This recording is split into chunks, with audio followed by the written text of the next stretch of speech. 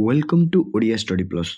तो आज टॉपिक आसंता मैट्रिक बोर्ड एग्जाम रो ओडिया एग्जाम रे को टाइप रो क्वेश्चन आसीबो, केउं क्वेश्चन रे हमें केते समय दबा एवं कम समय रे हमें अधिक पृष्ठा केमिति लिखिया माने अधिक आंसर सीट हम केमिति फिलअप करबिया जो द्वारा कि हमको भलो मार्क मिल पारिबो। जदि हमें आंसर सीट ही फुल करबानी ताले हमको मार्क किपरि मिलिबो। तो निहाती ए तीनोटी जाक पॉइंट हमको मन रखा पड़ो। आगुरी जदि आमे जानिबा को टाइप रो क्वेश्चन आसीबो, केते समय लागिबो, किपरि लिखिबा, किपरि लिखिले आंसर सीट हमर पूर्ण हेबो, ताहाले आम मनरे आउ भय रहइबो नै। तो सेहिथि पई ए भिडियोटी मु आज बनौछि। आजिर टॉपिक हला आमे केते क्वेश्चन आसीबो, को टाइप रो क्वेश्चन आसीबो, केते समय दबा एभलिया। तो पूरा आमे एग्जाम हॉल को जिबा आगरु पूरा प्रिपरेशन हेकि जिबा, जेमिति कि मनरे किछि मध्ये भय रहइबो नै, डरिबार नै। केवल समस्ते निजर क्लास परीक्षा मन करिकी एग्जाम हॉल को जीवो। कहीं ना जदि आपण माने डरी जिवे ताले आंसर सीट आंसर को ठीक ठाक रे अटेंड करि परिबे नाही। तो सेहिथि पई मन को स्थिर रखिबो, शांत मनरे क्लास एग्जाम भाबे कि एग्जाम दवा को जीवे। तो देखिबा आमे एबे प्रथमे ना कोन टोटल हमको समय मिलिबो 1 घंटा 30 मिनिट। ता भितरे हमको 50 मार्क रो क्वेश्चन को हमर आंसर अटेंड करिवार अछि। सेहित पई बोली आमे जदि जानिबा टोटल केते मार्क रो कोन आसीबो क्वेश्चन, को क्वेश्चन आमे केते समय दबा, ताहले आगरु ही हमर भय छाडी जिवो। टोटल हमर सरलार्थ पडिबो पद्य किमा गद्य मिक्स, पद्य किमा गद्य मिसे की पडी पारे। तो पद्य किमा गद्य रु कोन हबो ना क्वेश्चन किंबा और पड़ी कि दुईटी लेखा क्वेश्चन पड़ो, तुम इच्छा निज इच्छा रे तुम जेकोसी गोटे अटेंड करिवो। गोटे अटेंड करिवो केते मार्क टोटल ये 5 मार्क, आ गोटे अटेंड करिया पई 5 मार्क, टोटल दे दी जेडी केते 10 मार्क। तो नेक्स्ट पुणी से भली जेकोसी दुईटी दीर्घ उत्तरमक मध्यरु गोटे अटेंड करिवो। या देहरु 5 मार्क, या देहरु 5 मार्क, टोटल केते मार्क हला हमर 10 मार्क। एठी एई 10 मार्क में हमें केते समय दबा ना गोटे गोटे सरलार्थ को हमें 10 मिनिट समय दबा। केते मिनिट समय दबा गोटे गोटे वीडियो को हमें माने गोटे गोटे सरलार्थ को हमें 10 मिनिट समय नबा। जदि सरलार्थ किपरि लिखिबार ट्रिक कोन, तो एई ऊपर हमर चैनल रे आगर गोटे वीडियो अछि, से वीडियोटी को देखि दंतु। सरलार्थ लिखिबार कोनोसी प्रकार मनरे द्वंद्व रहइबो नाही। तो नेक्स्ट क्वेश्चन कोन अछि ना नेक्स्ट हमर रहिछि, नेक्स्ट हमर रहिला प्रबंध लिखन 200 टी शब्द रे जे कोनोसी गोटे प्रबंध लिखिया पे। मन रख प्रबंध किपर लिखिबो ना प्रबंध देइछि उपक्रम, मातृभाषा, शिक्षा व्यवस्था, आवश्यकता, प्रभाव, उपसंहार कोथि पई एटा मातृभाषा रे शिक्षा दान पई बोली ना प्रत्येक प्रबंधर ना दबो। को टॉपिक माने प्रत्येक प्रबंधर टॉपिक रो नेम कोन दबो, से नेम को नेकी तमे कोन करियो एई सब स्टेप अनुसार उपक्रम, उपसंहार, वर्णन ए सब टॉपिक रखिकी ना हमको कोन करिया पड़ियो आंसर दबा पई पड़ियो। ये टोटल है हमर 10 मार्क, सी 10 मार्क, ये 10 मार्क, टोटल हमर केते हला ना 20 मार्क। ताकू गोटे गोटे सरलार्थ हमें केते समय दबा 10 मिनिट लेखे, किंतु प्रबंध को हमें केते समय दबा 15 मिनिट। गोटे प्रबंध को केते समय दबा हमें 15 मिनिट। तो नेक्स्ट हमर कोन आसिला, तो नेक्स्ट हमर आसिला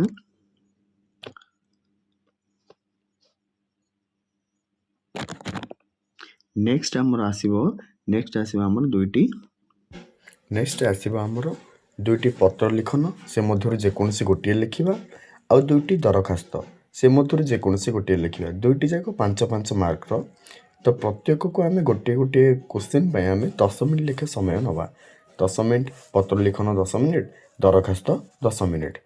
तो टोटल हमर केते समय होला, प्रथमे दुईटी सरलार्थ 10 मिनिट 10 मिनिट, तापरे हमर रहला प्रबंध, प्रबंध रहला 15 मिनिट। या पर आसिला कोन दुईटी दीर्घ उत्तरमूलक, ये 10 मिनिट, ये 10 मिनिट, टोटल हमर हला 55 मिनिट। तो रहिला तापरे कोन आ गोटे लास्ट रहिला हमर प्ले गोटे अनुच्छेद। ये अनुच्छेदटी को हमें केते समय दबा ना अनुच्छेदटी को हमें दबा 10 मिनिट। तो टोटल केते हला 65 मिनिट। केते समय हला टोटाली घंटे 5 मिनिट हमें कंप्लीट करि पारिबे। आउ जो रहिला 25 मिनिट समस्त पई तो समान नुह, का को अधिक टाइम लागि पारे, का को कम टाइम लागि पारे। तो मानि नियो हम समस्त को 1 घंटा 20 मिनिट रो समय भितर हमको पेपर माने आंसर हमको सारी देबा को पड़ियो। ଲାଷ୍ଟ 10 ମିନିଟ୍ରେ ଆମକୁ କ'ଣ କରିବା ନା ଲାଷ୍ଟ 10 ମିନିଟ୍ରେ ସବୁ କିଛି ପ୍ରଶ୍ନର ଉତ୍ତରକୁ ଠିକ୍ ଠାକ୍ରେ ଚେକ୍ କରିବା।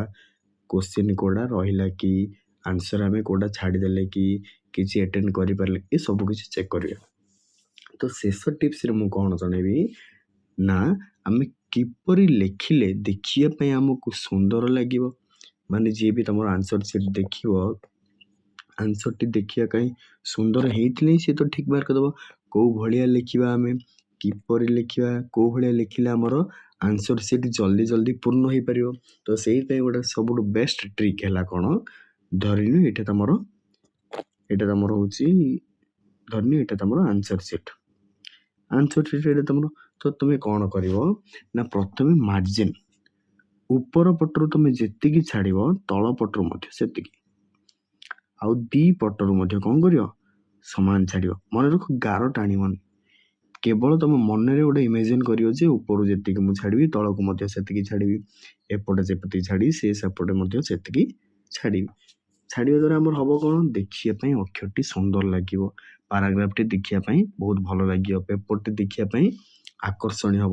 ଯଦି ଆମେ ଆରମ୍ଭରୁ ପୁରା ଶେଷ ପର୍ଯ୍ୟନ୍ତ ଧରି କରି ଲେଖିବା ଆନ୍ସର୍ ସିଟ୍ଟି ଦେଖିବା ପାଇଁ ଅସୁନ୍ଦର ଦେଖାଯିବ, ଯାହାଫଳରେ ଯିଏକି ଆନ୍ସର୍ ସିଟ୍ ଆମର ଦେଖୁଥିବ ତାଙ୍କର ଦେଖିବାର ଯେଉଁ ଇଚ୍ଛୁକ ଥିବ ସେ ଇଚ୍ଛାଟା ଭାଙ୍ଗିଯିବ, ଯାହାଫଳରେ ଆମର ମାର୍କ କମ୍ ପଳେଇ ଆସିବ। ଆମେ କ'ଣ କରିବା ଅକ୍ଷରକୁ ସୁନ୍ଦର ସୁନ୍ଦର କରିବା, ପଦ ପଦ ମଧ୍ୟରେ ଅଧିକ ଗ୍ୟାପ୍ ଦେବା ନାହିଁ କି ଧାଡ଼ି ଧାଡ଼ି ମଧ୍ୟରେ ଅଧିକ ଗ୍ୟାପ୍ ରଖିବା ନାହିଁ।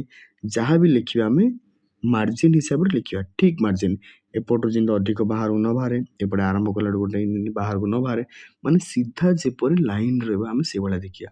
ଆଉ ଉପରୁ ଯେତିକି ଛାଡ଼ିବା ତଳକୁ ମଧ୍ୟ ସେତିକି ଛାଡ଼ିବା, ଦେଖିବା ପାଇଁ ଯେଉଁଭଳିଆ ସୁନ୍ଦର। ଆମେ ଲେଖାଟା ଯେତେ ସୁନ୍ଦର କରିବା ସେତେ ଭଲ ମାର୍କ ମିଳିପାରିବ।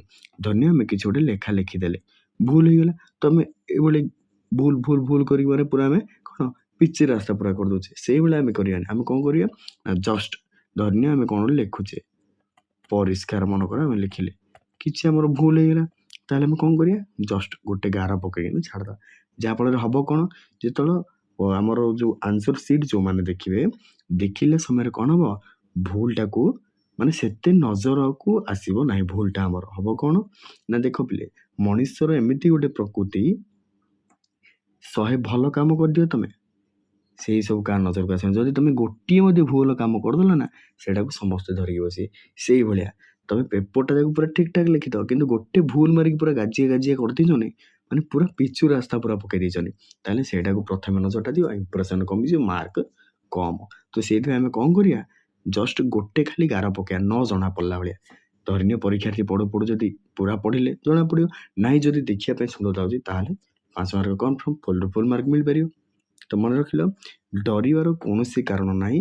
ଏକ୍ଜାମ୍ ହଲ୍କୁ ନିଜର କ୍ଲାସ୍ ପରୀକ୍ଷା ଭାବିକିନା ଯିବେ, ଶାନ୍ତିରେ ପ୍ରଥମେ କ'ଣ କରିବେ ନିଜକୁ ପ୍ରସ୍ତୁତି କରିବେ, ଶାନ୍ତ ମନରେ ସ୍ଥିର ମନରେ ଏକ୍ଜାମ୍ର ପ୍ରତ୍ୟେକ ଉତ୍ତରକୁ ତୁମେ ଟେକ୍ନିକ୍ କରିକିନା ଦେଇକିନା ଆସିବ। ଆଉ ଗୋଟେ କଥା ମୋଷ୍ଟ ଇମ୍ପୋର୍ଟାଣ୍ଟ ନା କୋଶ୍ଚିନ୍କୁ ଭଲ ଭାବରେ ପଢ଼ିବ, କୋଶ୍ଚିନ୍ କ'ଣ ଦେଇଛି ବୁଝିଲା ପିଲେ। ତ ଏକ୍ଜାମ୍ ରେଡ଼ି, ସମସ୍ତଙ୍କୁ ଅଲ୍ ଦି ବେଷ୍ଟ।